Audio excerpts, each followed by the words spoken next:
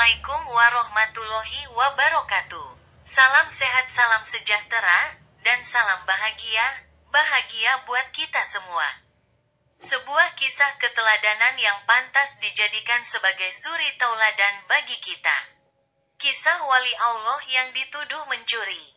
Kisah ini diceritakan oleh Zunnun al-Misri R.A. di mana pada suatu hari beliau bercadang untuk pergi ke seberang laut untuk mencari barangan yang dihajatinya. Setelah persiapan diatur, beliau telah membeli tiket untuk menaiki kapal menuju ke tempat yang dihajatinya tersebut. Kapal yang dinaiki oleh Zunnun penuh sesak dengan orang ramai. Di antara penumpang-penumpang yang menaiki kapal tersebut, ada seorang pemuda yang sangat kacak paras rupanya, wajahnya bersinar cahaya. Pemuda itu duduk di tempat duduk dengan tenang sekali. Tidak seperti penumpang lain yang kebanyakannya mundar-mandir di atas kapal itu. Keadaan di dalam kapal tersebut agak panas karena suasana di dalam kapal tersebut penuh sesak dengan penumpang. Pada peringkat permulaan pelayaran, keadaannya berjalan dengan lancar sekali. Keadaan laut tidak bergelombang dan angin bertiup tidak terlalu kencang. Dalam suasana yang tenang itu tiba-tiba mereka dikejutkan dengan pengumuman yang dibuat oleh kapten kapal, bahwa dia telah kehilangan satu barang yang sangat berharga. Satu pemeriksaan akan dijalankan sedikit masa lagi. Semua penumpang diingatkan supaya duduk di tempat masing-masing. Keadaan di dalam kapal tersebut telah menjadi hingar-bingar karena penumpang sibuk bercakap dan berpandangan di antara satu sama lain. Masing-masing membuat andaian tersendiri mengenai kehilangan barang tersebut. Tidak berapa lama kemudian, pemeriksaan dilakukan seorang demi seorang. Semua beg, barang-barang digeledah tetapi tidak menjumpai barang yang dicari. Akhirnya sampai kepada pemuda yang disebutkan oleh Zunnun.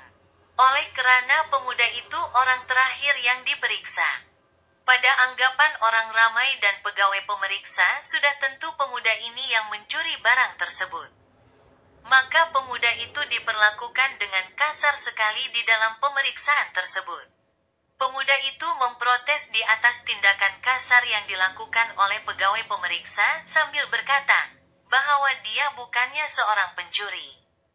Dengan protes tersebut, ia menambahkan lagi syakwa sangka pegawai dan kapten tersebut. Oleh kerana tidak tahan dengan kekasaran yang dilakukan oleh pegawai pemeriksa tersebut, maka pemuda itu terjun ke laut. Penumpang-penumpang lain keheranan memerhatikan tingkah laku pemuda itu. Walaupun ia terjun ke laut, namun pemuda itu tidak tenggelam. Malah ia terapung-apung di atas permukaan air. Pemuda itu berdoa kepada Allah dengan suara yang keras dan kuat sekali. Ya Allah, mereka sekalian menuduhku pencuri, demi zatmu, wahai Tuhan yang membela orang teraniaya. Perintahkan ikan-ikan di laut supaya timbul dan membawa permata-mata berharga di mulutnya. Tidak lama kemudian, dengan kuasa Allah beribu-ribu ikan timbul di permukaan laut dan kelihatan di mulutnya batu-batu permata yang berkilauan cahayanya. Semua orang yang berada di atas kapal bersorak dan menepuk tangan kepada pemuda itu. Kapten kapal dan pegawai-pegawainya sungguh terperanjat dan bingung seolah oleh tidak percaya apa yang telah mereka lihat. Pemuda itu berkata, apakah kamu sekalian masih menuduhku sebagai pencuri padahal perbendaharaan Allah ada di tanganku dan jika mahu aku boleh mengambilnya.